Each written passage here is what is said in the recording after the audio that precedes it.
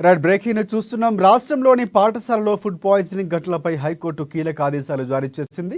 భోజనం వికటించిన అన్ని పాఠశాలలో శాంపిల్స్ సేకరించాలని ఆదేశించింది. నమూనాలను ల్యాబులకు పంపించి సోమవారం వరకు పూర్తి నివేదికలు సమర్పించాలని ప్రభుత్వాన్ని ఆదేశించింది. బాధ్యులపై కఠిన చర్యలు తీసుకోవాలని సూచిస్తూ తదుపరి విచారణను సోమవారానికి వాయిదా వేసింది కోర్టు. మాగనూరు ఘటనపై దాఖలైన పిటిషన్పై ఇవాళ విరామం తర్వాత మరోసారి హైకోర్టు విచారణ చేపట్టింది. విచారణ సందర్భంగా అస్వస్థతకు గురైన పిల్లలు బయట చిరుతిళ్లు తిన్నారని ఏఏజీ వాదనలు వినిపించారు. ఇక అస్వస్థతకు గురైన విద్యార్థులను ఆసుపత్రికి తరలించామని తెలిపారు. బాధ్యులపై కఠిన చర్యలు తీసుకుంటామని చెప్పారు. ఇక అధికారులపై ఏ చర్యలు తీసుకున్నారో నివేదిక ఇవ్వాలని హైకోర్టు ఆదేశించింది.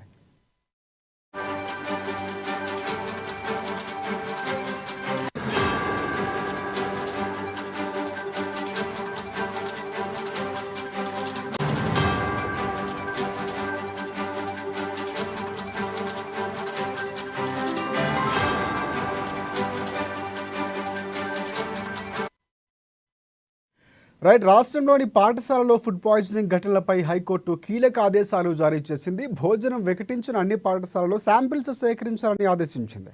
నమూనాలు ల్యాబులకు పంపించి సోమవారం వరకు పూర్తి నివేదికను సమర్పించాలని ప్రభుత్వాన్ని ఆదేశించింది కోర్టు. ఇక బాధ్యులపై చర్యలు తీసుకోవాలని సూచిస్తూ తదుపరి విచారణను సోమవారానికి వాయిదా వేసింది కోర్టు. మాగనూరు ఘటనపై దాఖలైన పిటిషన్పై ఇవాళ విరామం తర్వాత మరోసారి హైకోర్టు విచారణ చేపట్టింది.